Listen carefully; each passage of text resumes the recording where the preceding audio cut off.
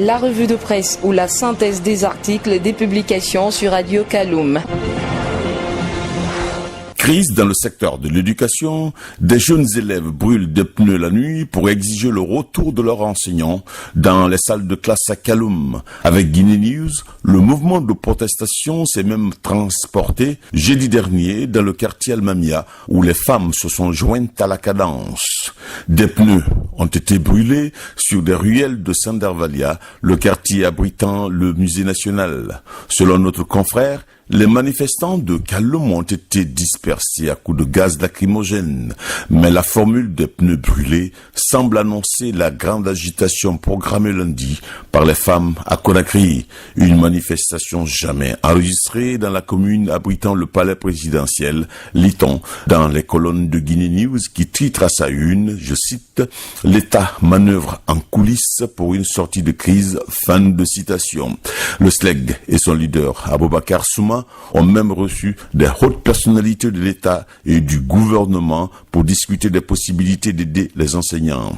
Même si le gouvernement parle de fictifs parmi les enseignants, eh bien le leader de SLEG est catégorique.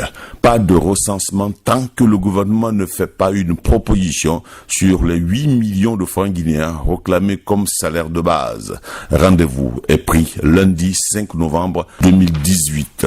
Pendant ce temps, à Farana, une marche des enseignants au salaire gelé a été dispersée par les forces de l'ordre. L'État choisit ainsi la force, note Guinée News. Outre les affrontements entre élèves et forces de l'ordre, soleilfmguinée.net révèle que des élèves et enseignants protestataires ont été même emprisonnés à Sigiri. Notre confrère revient sur le boycott des cours dans les écoles publiques de Mamon, d'Alaba et de Pita. À Mamon, les salaires de 110 enseignants sont gelés. Et puis, avec Guinée News, les manifestations d'élèves sont dispersées à Conakry au moment où à Kerouané, certains enseignants jettent l'éponge et annoncent la reprise des cours. Mais sur le fil de l'AGP, l'agence guinéenne de presse, le premier responsable du SLEG de Cancan et 6 autres membres de la structure, interpellés le 31 octobre dernier, ont été libérés le même jour à 22h. Du coup, le chef de l'État, en conseil des ministres jeudi dernier, demande aux autorités de l'éducation d'intensifier la communication en direction des parents d'élèves afin de les encourager à amener leurs enfants dans les classes. Avec Guinée News, l'Union syndicale des travailleurs de Guinée USTG appelle le gouvernement au dialogue avec le SLEG. Et dans les colonnes de Guinée7.com, un juriste traite du droit de grève et de la suspension des salaires, puisque la grève est un droit individuel d'exercice collectif, d'arrêt de travail décidé par des travailleurs pour faire aboutir des revendications d'ordre professionnel et économique. Dans la foulée, ajoute Guinée News, les enseignants de Bofa ont choisi la rue pour réclamer leur salaire bloqué.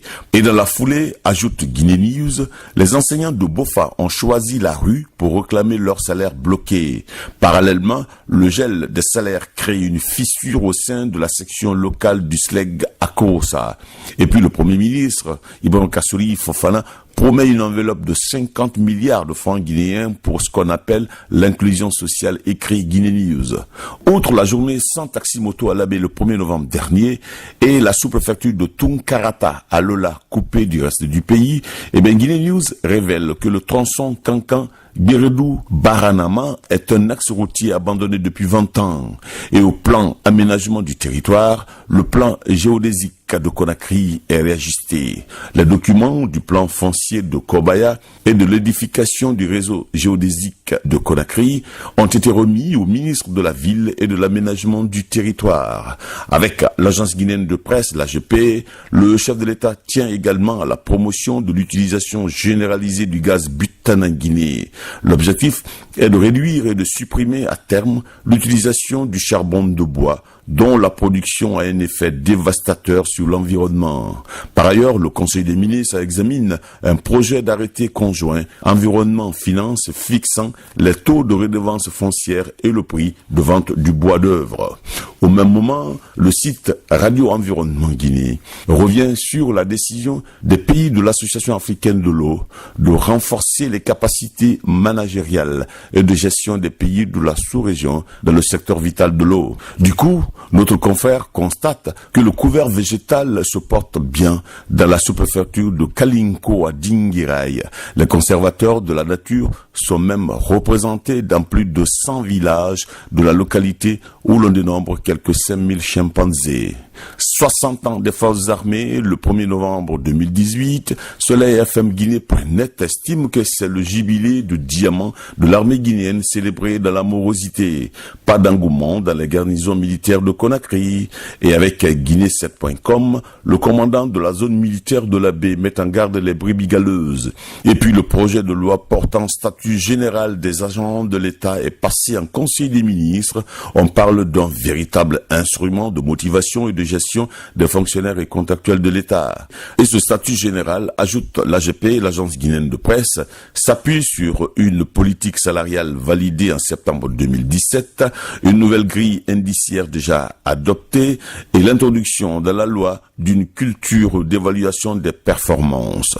Enfin, politique, c'est le Diallo de l'UFDG prône désormais la résistance face au gouvernement.